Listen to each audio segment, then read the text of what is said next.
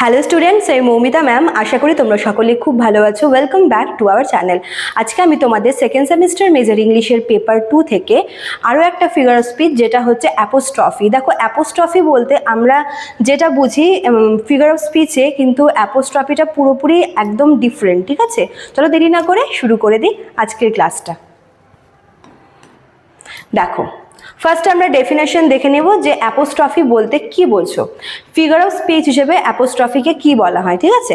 Apostrophe is a figure of speech in which the speaker directly addresses an absent person, an abstract idea or a non-living thing as if it were present and capable of understanding.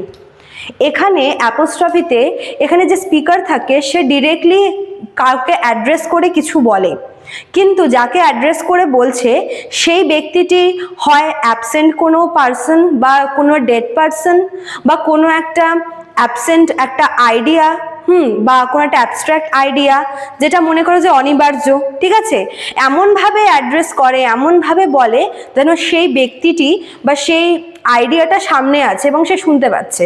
তো apostrophe হচ্ছে এরকম একটা kind of, ঠিক আছে, যেখানে কোনো একজন মানে স্পিকার কোনো একজন অ্যাবসেন্ট পার্সনকে, কোনো একজন ডেড পার্সনকে বা কোনো একটা অ্যাবস্ট্রাক্ট আইডিয়া যেটা সামনে উপস্থিত নেই তাকে সরাসরিভাবে কিন্তু অ্যাড্রেস করে থাকে, এমনভাবে যাতে সেই ব্যক্তিটি বা সেই আইডিয়াটা সামনেই আছে এবং তাকে সরাসরিভাবে আর কি বলছে। ঠিক আছে, দেখো এক্সপ্লেনেশনে কি বলেছে, in apostrophe the speaker talks to someone or something that is not physically present. যেটা বললাম যে অ্যাপোস্ট্রফিতে স্পিকার কোনো একজন মানে কোনো একজন ব্যক্তি বলো বা কোনো একটা কিছুকে অ্যাড্রেস করে বা তার সাথে কথা বলে, কিন্তু সেই ব্যক্তিটি বা সেই জিনিসটি সামনে কিন্তু ফিজিক্যালি প্রেজেন্ট নেই, or to an idea or object that can not actually respond. কোনো একজন ব্যক্তিকে বা কোনো একটা জিনিসকে অ্যাড্রেস করে যে কিনা ফিজিক্যালি অ্যাবসেন্ট, বা কোনো একটা অ্যাবস্ট্রাক্ট আইডিয়া বা কোনো একটা অবজেক্টকে অ্যাড্রেস করে যে কিনা তখন সেই সময় সামনে নেই, এবং এমনভাবে অ্যাড্রেস করে যেন সে তার কথার উত্তরে রেসপন্স করবে। ঠিক আছে, it is often used to express strong emotions such as love, sorrow, anger or longing. এটা মেইনলি কোনো একজন মানে স্পিকার হচ্ছে এই অ্যাপোস্ট্রফির থ্রুতে নিজের কোনো একটা স্ট্রং ফিলিং, সেটা হতে পারে অ্যাঙ্গার, হতে পারে লাভ, হতে পারে সরো, কোনো একটা ইমোশন, একটা স্ট্রং ইমোশনকে কিন্তু এক্সপ্রেস করে। যেরকম মনে করো যে কেউ মনে করো যে কোনো একজন আছে, তার কাছের কেউ তাকে ছেড়ে চলে গেছে, সে তার সামনে নেই। ঠিক আছে, এবার সে নিজের এই যে দুঃখটা, তার যে সরো, তার এই পেন, সেটাকে হচ্ছে এক্সপ্রেস করতে মানে এমনভাবে এক্সপ্রেস করবে বা করতে গিয়ে হয়তো সেই অ্যাবসেন্ট পার্সনকে বা সেই ডেড পার্সনকে আর কি অ্যাড্রেস করে বলবে যে কেন চলে গেলে বা ভালো লাগছে না, বা এরকম মানে এমনভাবে বলে যেন সে তার সামনেই আছে। ঠিক আছে, এগুলো কিন্তু আমরা মুভিতে দেখি, সিরিয়ালেও দেখি। ঠিক আছে, দেখো দুটো এক্সাম্পল তোমরা এখান থেকে দেখে নাও। দেখো, এক নম্বরটা কি বলেছে, O death where is the sting. এখানে কি বলেছে, ও ডেথ, এখানে ডেথ হচ্ছে একটা কিন্তু abstract idea.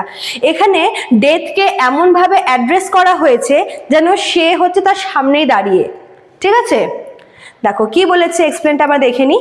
Hair death is directly addressed as if it were a person who can hear and respond. এখানে ডেথকে এমনভাবে ডাকছে বা এমনভাবে অ্যাড্রেস করছে যেন সে সামনেই আছে, সে শুনতে পাচ্ছে এবং সে রেসপন্ড করবে। ঠিক আছে, ডেথ একটা অ্যাবস্ট্রাক্ট আইডিয়া এবং সে অ্যাবস্ট্রাক্ট আইডিয়া কেমনভাবে এক্সপ্রেস করছে বা এমনভাবে ডাকছে, এমনভাবে অ্যাড্রেস করছে যেন সে সামনেই আছে, সে তার কথা শুনতে পাচ্ছে এবং সে তার ডাকে সাড়াও দিচ্ছে।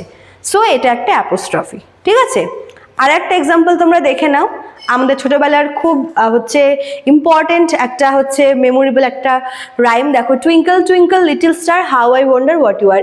এই লাইনটা যে আছে, এখানে যে স্টারগুলো আছে সেই স্টারগুলো কিন্তু তার সামনে নেই। স্টার একটা নন লিভিং অবজেক্ট। ঠিক আছে, এখানে স্টারকে হচ্ছে ডিরেক্টলি অ্যাড্রেস করা হচ্ছে, আর স্টার একটা নন লিভিং অবজেক্ট, বাট এমনভাবে অ্যাড্রেস করছে যেন সে সামনে দাঁড়িয়ে আছে এবং তাকে জিজ্ঞেস করছে।